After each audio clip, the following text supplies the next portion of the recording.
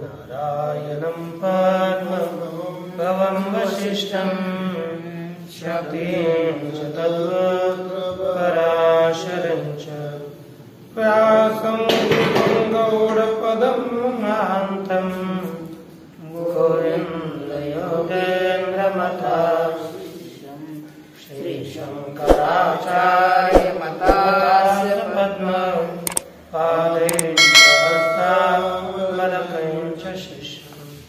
तंत्रोटकं मारतिककारमन्नान् अस्मद्गुरुं सन्ततमानतोऽस्मि श्रुते स्मृते पुराणानाम् आलयं करुणालयं नमामि भगवत्पादं शङ्करं लोकशङ्करं शङ्करं शङ्कराचार्यं केशवं बादरायणं सूत्रभाष्यकृतो वन्दे भगवन्तो पुनः पुनः ईश्वरो गुरुरात्मेति मूर्तिभेदविभागिने व्योमव्याप्तदेहाय दक्षिणामूर्तये नमः।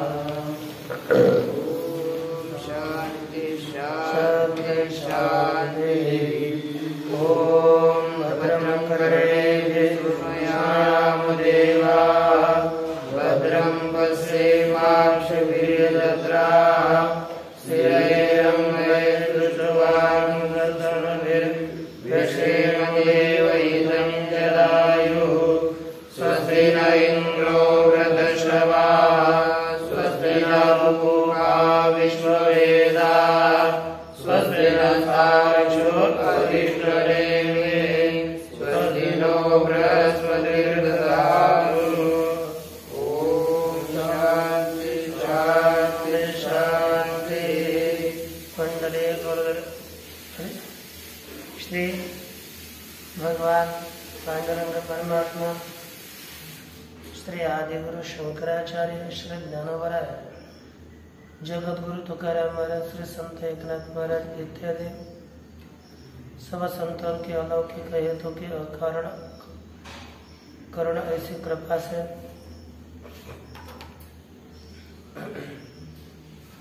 उपनिषदों के विचार के प्रसंग में अथर्ववेदीय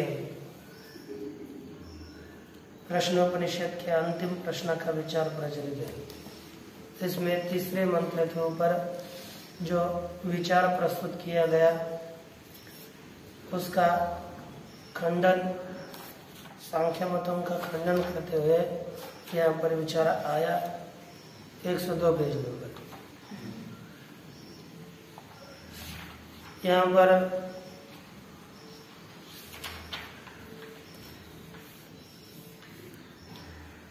एक कहते हैं किंच अस्मिन् पक्षे स्वकीय शास्त्र प्रणयनम च व्यर्थम स्यात्।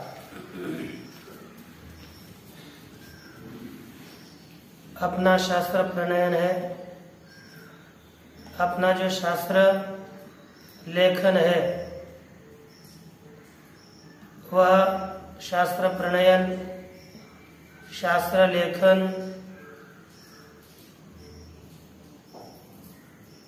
व्यर्थ होगा, यह बता रहे जा रहे। भोग रूपश्चैव अनर्थ पुरुषस्य नास्ति सदा निर्विशेषत्वात् पुरुषस्य कस्य अपनयनार्थं मोक्ष साधनं शास्त्रं प्रणीयते अविद्याध्यारोपितानर्थ अपनयाय शास्त्र प्रणयनम इति चेत् परमार्थतः पुरुषो भोक्तैव न कर्ता प्रदानं कर्तैव न भोक्तृ परमार्थ वसद वस्पंतरम पुरुषात् चेतोयम कल्पना आगम बाह्या व्यर्था निर्हेतुका चेति न आदर्तव्या मुमुक्षु भी। जो मुमुक्षु है, मुमुक्षु के लिए यहाँ पर कुछ कहने जा रहे हैं। कहते हैं कि भोग रूपश्चेद अनर्थ पुरुषस्य नास्ति। ये अनर्थ कैसा है? भोग रूप, सुख दुख का भोग करना ही यह अनर्थ है। सुख दुख का भोग रूपी अनर्थ पुरुष को नहीं ही है। क्यों नहीं? ताकि सदा निर्विशेषत्वात्, पुरुष यह निरंतर निर्विशेष है, विशेष धर्म से रहित है। इसलिए यह भोग रूपी अनर्थ पुरुष को नहीं होता।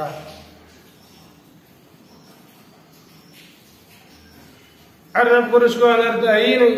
ये यदि मानोगे तो सिद्धांत कहते हैं ऐसी यदि बात है तो बताओ, कस्य अपनयना कस्य पुरुषस्य अपनयनार्थम मोक्ष साधनम शास्त्रम प्रणीयते। यदि आपको सुख दुख आदि रूपी भोग पुरुष को होता ही नहीं, तो किस पुरुष के सुख अनर्थ के निवृत्ति के लिए आपने सांख्य शास्त्र का प्रणयन किया जा, आपके द्वारा सांख्य शास्त्र का प्रणयन निर्माण किया जाता है। शास्त्र किसके लिए है? यदि सुख दुख आदि संसार जिसे है उसके सुख दुख आदि संसार के निवृत्ति के लिए शास्त्र है। यदि आपको सुख दुख आदि संसार है ही नहीं, तो किसके निवृत्ति के लिए शास्त्र का निर्माण किया जाता है? यदि कोई बोलेगा महाराज अविद्याध्यारोपित अनर्थापनयाय शास्त्र प्रणयनम, यह ध्यान दीजिए, कभी भी कहां से पूर्व पक्ष और कहां से सिद्धांत यह समझ में आना चाहिए, है ना। तो यहाँ पर पुनः पूर्व पक्ष आ गया अविद्याध्यारोपित, वहां से बोल रहा है वो महाराज जो अविद्याध्यारोपित जो अनर्थ है, अविद्या के द्वारा अध्यारोपित कल्पित जो अनर्थ, उस अनर्थ के निवृत्ति के लिए अपने अर्थात निवृत्ति, अनर्थ के निवृत्ति के लिए शास्त्र प्रणयनम, शास्त्र की निर्मिति है, शास्त्र का लेखन। इति चेत, इतना पूरा पक्ष। पुनः सिद्धांत आया परमार्थतः पुरुषो भोक्तैव, है ना। तो क्या हो जाएगा? परमार्थतः पुरुषो भोक्तैव, न करता, है कि नहीं। क्या कहा आपने? परमार्थ कृत्य। यदि आपने काल्पनिक भोग सुना, माना है, अनर्थ माना है, तो परमार्थतः पुरुष भोक्ता है, करता नहीं, प्रधान कर्तृय भोक्ति नहीं। और परमार्थ सद वस्तुअंतरम पुरुषाच,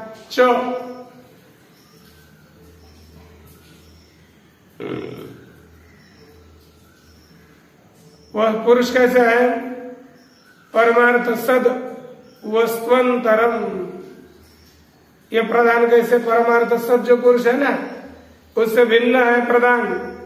ये पुरुष से वस्तुअंतर है, अतिरिक्त है। ऐसे यदि कल्पना करोगे तो इतः इतोयम, इतः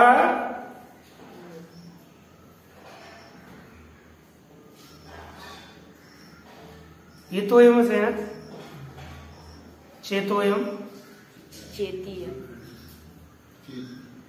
हाँ, चेत इयम, ऐसी यदि बोलोगे, ये कथन करोगे तो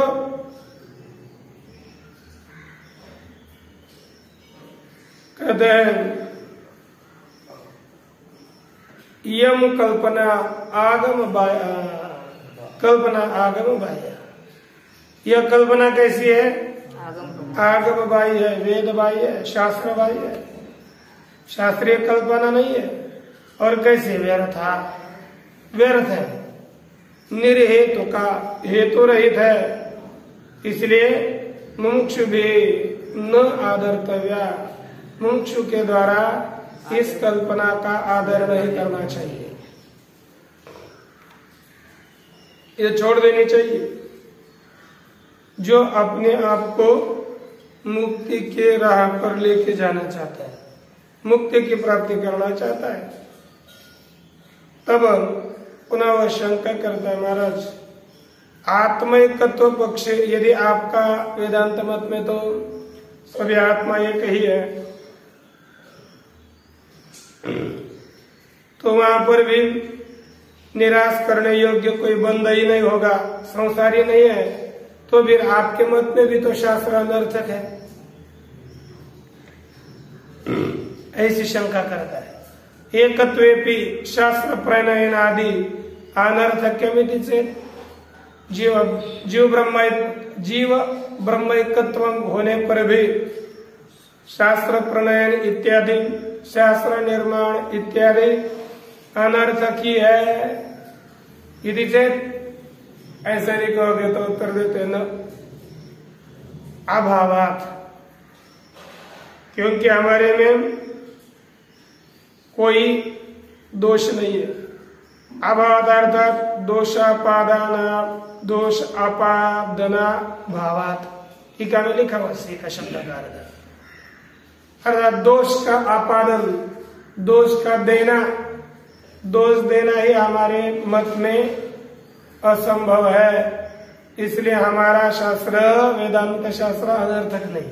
कैसे? उसी संग्रह वाक्य का स्पष्टीकरण कर रहे हैं।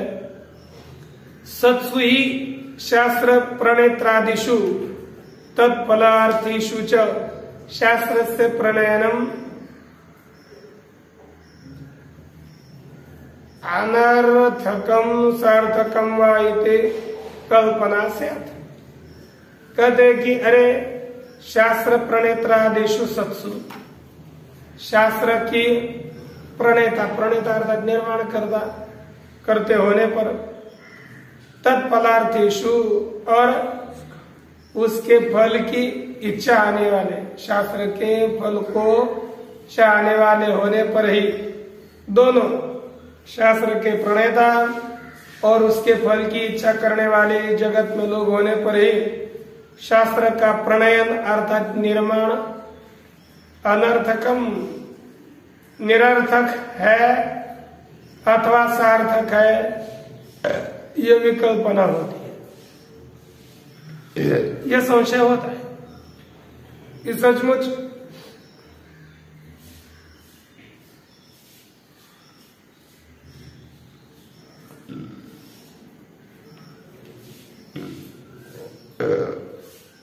यह हमारी विकल्पना होती नहीं।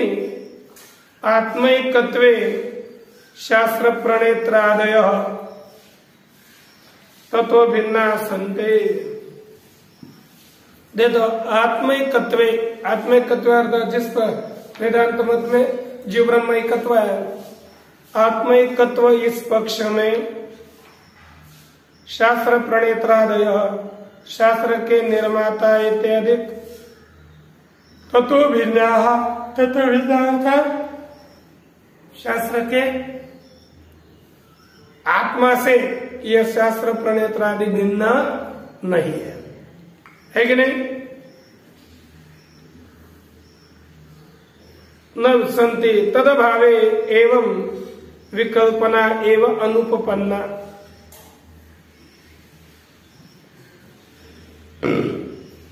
तदभावे अर्थात शास्त्र प्रणेत्रादि अभावे, तदभावे का अर्थ क्या किया टीका में? शास्त्र के निर्माता का अभाव होने पर एवं विकल्पना एवं अनुपन्ना, एवं इस तरह की कल्पना,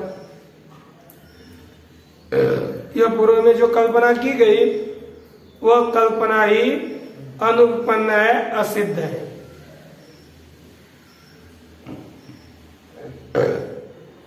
ठीक ना? यदि हमने आत्मैकत्व माना और शास्त्र प्रणेता माने ही नहीं तो यह कल्पना असंभव है। जीव ब्रह्म ऐक्य माना है और उनसे अतिरिक्त कोई शास्त्र निर्माता नहीं है, तो उसके मोक्ष के लिए प्रवृत्त होना इत्यादि कल्पना यह अनुपन्न है, यह मान्य है। लेकिन अभ्युपगते आत्मैकत्वे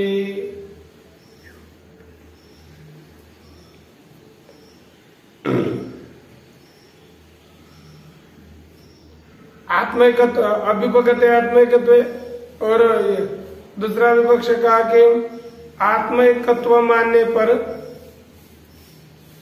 प्रमाणार्थश्चाभ्युपगतः भवता। आपने प्रमाणार्थ अर्थात प्रमाण यानी शास्त्र के प्रयोजन को आपने स्वीकारा है। क्या स्वीकारा? शास्त्र के किसको स्वीकारा रे? शास्त्र के प्रयोजन को स्वीकारा है। प्रमाणार्थश्चाभ्युपगतः भवता, आत्मने प्रमाणार्थ अर्थात शास्त्र के प्रयोजन को स्वीकारा है। यदा आत्मैकत्वम अभ्युपगच्छता भवता, जब आत्मैकत्वम अभ्युपगच्छता भवता, आत्मैकत्व को स्वीकार करने वाले आपके द्वारा क्या माना है ना? क्या माना आपने? आत्मैकत्व स्वीकार करने पर प्रयोजन को भी स्वीकारा है। अब उस समय क्या हो जाएगा? कहते हैं कि एकत्व, जिसका एकत्व निश्चय हो चुका है,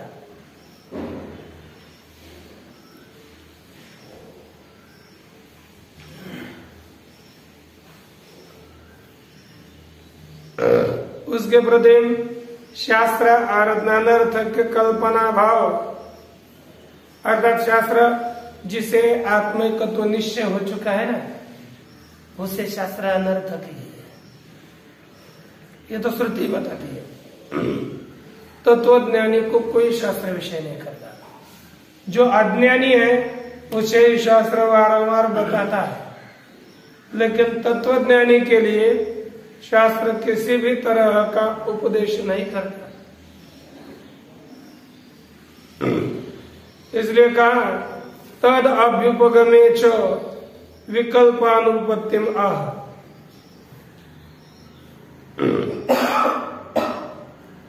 और एकत्व निश्चय मानेंगे तो कल्पना की असिद्धि बताने जा रहे हैं। कहते का अनुपत्ति असिद्धि शास्त्र बताता है।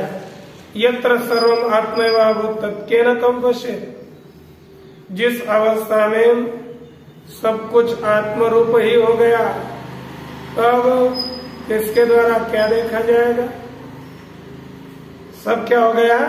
आत्म ही। तो उस अवस्था में कोई भी किसी को नहीं देखता।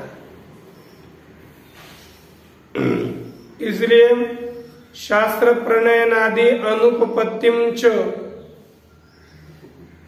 प्रणयनादि उपपत्तिम च अन्यत्र, और अन्य जगह पर शास्त्र प्रणयन की सिद्धि भी यहाँ पर बताई गई है। कहाँ पर? कहते हैं परमार्थ वस्तु स्वरूपात अविद्या विषय। जो परमार्थ वास्तविक परमात्मा का स्वरूप है, उसके अज्ञान के विषय में, अज्ञान अवस्था में यह शास्त्र निर्माण करना सार्थक है। ज्ञान अवस्था में शास्त्र निर्मिति अनर्थक है, और अज्ञान अवस्था में शास्त्र निर्मिति सार्थक है। इसलिए कहा यत्र ही द्वैतमेव भवति इत्यादि विस्तरतो वाजसनेय के, जिस अवस्था में द्वैत की तरह होता है इत्यादि विस्तार से बृहदारण्य में बताया है। अर्थात इतना ध्यान में रखना है, अज्ञान अवस्था में शास्त्र सार्थक है और अज्ञान अवस्था में शास्त्र है ना। सोता नहीं ना आप तैर बैठना ऐसा, देखो तैर ऐसा नहीं, ऐसा तैरने,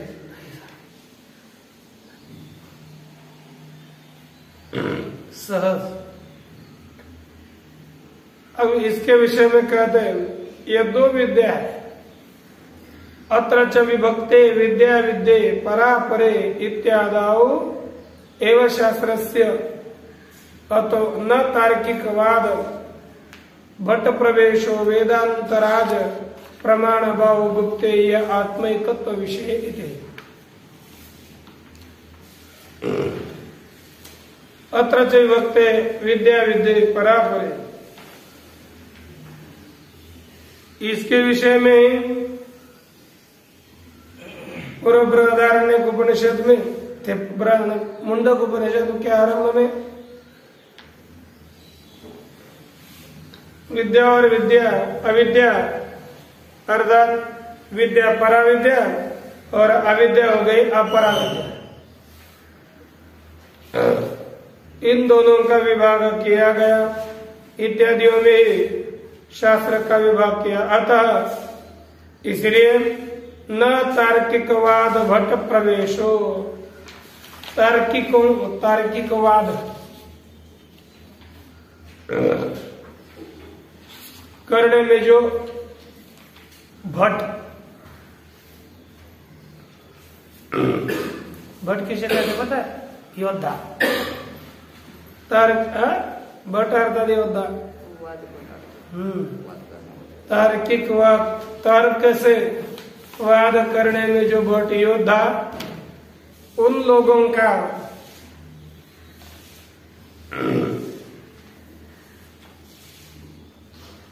प्रवेश नहीं होता।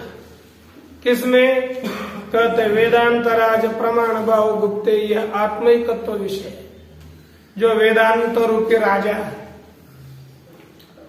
वेदांत राजा, वेदांत रूपी राजा, यही प्रमाण अर्थात श्रेष्ठ प्रमाण, वेदांत रूपी जो राज प्रमाण, प्रमाण राज, उसके वेदांत रूपी प्रमाण राज वो एक बाहु है, बलवान बाहु, उसके द्वारा गुप्त रक्षित, जिसकी रक्षा की गई है, ऐसा कौन? आत्मिकत्व। उस आत्मिकत्व के विषय में जो तार्किकवाद भट्ट है, उनका प्रवेश नहीं होता। तर्क से बोलेंगे, इसलिए उनका इस वेदांत शास्त्र में ठीक तरह से प्रवेश नहीं होता। वो खंडन क्या करते हैं? एते, इससे क्या सिद्ध हुआ? कहते एते न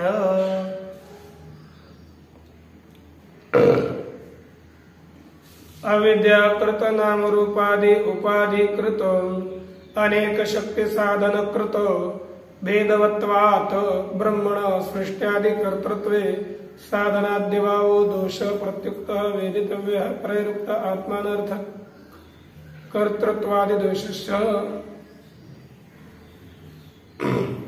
इससे क्या सिद्ध हुआ? कहते कि अविद्याकृत नाम रूपादि उपाधिकृत, अविद्याकृत अर्थात अविद्या जन्य जो नाम रूपादि उपाधि, अविद्याकृत जो नाम रूप इत्यादि उपाधि, तो उपाधिकृत कौन हो गया? अविद्याजन्य नाम रूप उपाधि, और उस नाम रूप उपाधि जन्य कौन? अनेक शक्ति साधन, है ना? अनेक शक्ति, अनेक साधन, और उनके द्वारा जन्य कौन है? भेद। पहले अविद्या, अविद्या के द्वारा नाम रूप, नाम रूप के द्वारा शक्ति साधन, शक्ति साधन से भेद। इस तरह भेदवत्वात् ब्रह्मण, ब्रह्म अविद्या के द्वारा भेद वाला है, इसलिए सृष्ट्यादिक ब्रह्मण सृष्ट्यादि कर्तृत्व साधन अद्यभावो दोष, ब्रह्म में अविद्या कर्तृत्व होने पर साधनादियों का अभाव होगा, यही दोष होगा। साधनादियों के अभाव रूपी दोष की शंका किसी ने करी थी तो उसका उत्तर रहता है ये तो खंडित हो गया, ऐसा समझना चाहिए। क्यों कहते हैं कि और क्यों कौन खंडित हो गया? वेदितव्य परैरुक्त आत्मानर्थ कर्तृत्वादि दोष।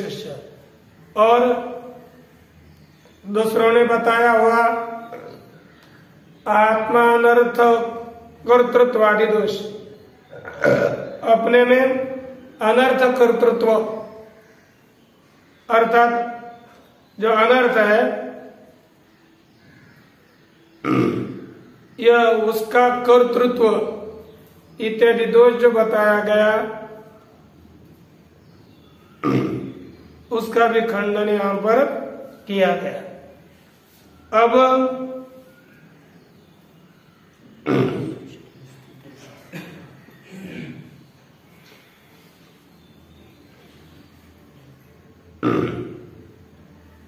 और कहते यस्तु दृष्टान्तो राज्ञ सर्वार्थ कारिणी कर्तरि उपचारात राजा कर्ता यदि सो अत्र अनुपन्ना।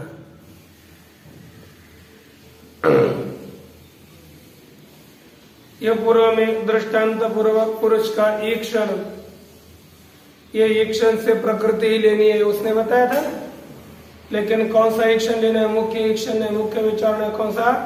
गौण ईक्षण। प्रकृति में संभव है कि वही कर्तृ है, तो उनका बताना था तो सिद्धांत कहता है अरे, और उसके लिए राजा का दृष्टांत दिया था। कहा कि यस्तु दृष्टांतो राज्ञ, जो राजा का दृष्टांत दिया। क्यों, कैसा था? कहते सब काम करते हैं सेवक और लोग प्रयोग करते हैं राजा ने किया। ये सर्वार्थकारिणी कर्तरी, सभी अर्थों को करने वाला जो कर्ता, उसके विषय में उपचारात राजा इति का राजा कर्ता इति गौण प्रयोग से उसे क्या कहा था? राजा है कि नहीं? कर्ता, इस तरह से बताया था। लेकिन वह अनुपन्न है, असिद्ध है। क्यों? स ईक्षान चक्र श्रुतिर मुख्यार्थ बाधानात् प्रमाण भूताया। अरे आपने गौण अर्थ को स्वीकार किया तो जो सरल है कि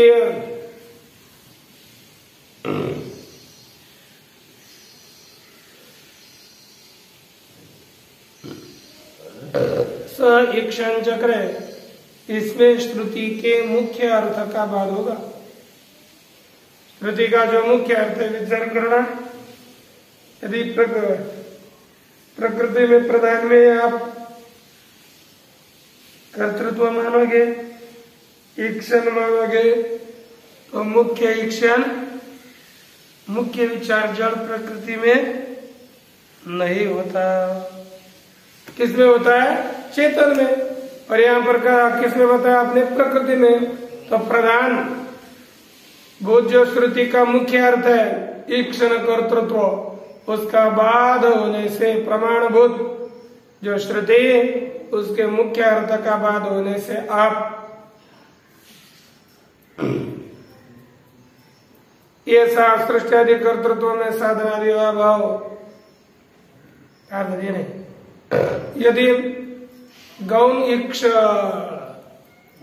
ईक्षण मानोगे तो मुख्य अर्थ का बाध होगा। तत्र ही गौणी कल्पना शब्द से यत्र मुख्य अर्थ न संभव है। कहते कि गौणी कल्पना फिर कहाँ होगी? जहां पर शब्द का मुख्य अर्थ सिद्ध नहीं होता वहां पर एक गौणी कल्पना करनी पड़ती है। यह तो अचेतन से, लेकिन यहाँ पर कैसा है? ये प्रकृति अचेतन है।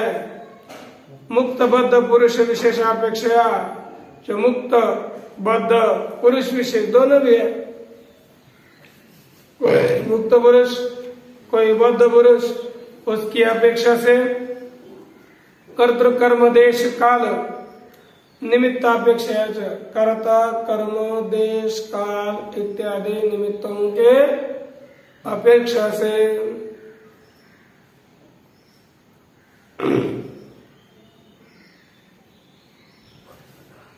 बंध मोक्षादि फलार्थान यथा है कि नहीं।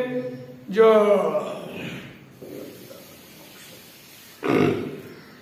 ये इसके लिए बंध मोक्ष और फल के लिए यह कल्पना होती है, लेकिन कर्तृ कर्म देश काल निमित्त की अपेक्षा से, और इसमें कौन बुद्ध है कौन मुक्त है उसकी अपेक्षा से बंधन के लिए फल देने के लिए यह कल्पना होती है। पुरुषम प्रति प्रवृत्तिर्न उपपद्यते, इसलिए पुरुष के प्रति क्या इसकी प्रवृत्ति सिद्ध नहीं होती। यथोक्त सर्वज्ञेश्वर कर्तृत्व पक्षे तो उपपन्ना, यदि हम यहाँ पर ईक्षण किसमें मानेंगे, सर्वज्ञ ईश्वर पक्ष में मानेंगे, तो अर्थात यह ईक्षण करता सर्वज्ञेश्वरी है ऐसा मानोगे तो ये सभी कल्पना सिद्ध हो जाती है। अर्थात बंध मोक्ष आदि फल के लिए कब नियत प्रवृत्ति हो, ये तो जब ईश्वर चिंतन करेगा तब सृष्टि निर्माण होगी, कोई ना कोई उसका नियंत्रण होता है, इसलिए उस पक्ष में किसी प्रकार का दोष नहीं आता। पूर्णमद पूर्णमिदं पूर्णात् पूर्णस्य पूर्णमादाय पूर्णमेवावशिष्यते। ओम शांति।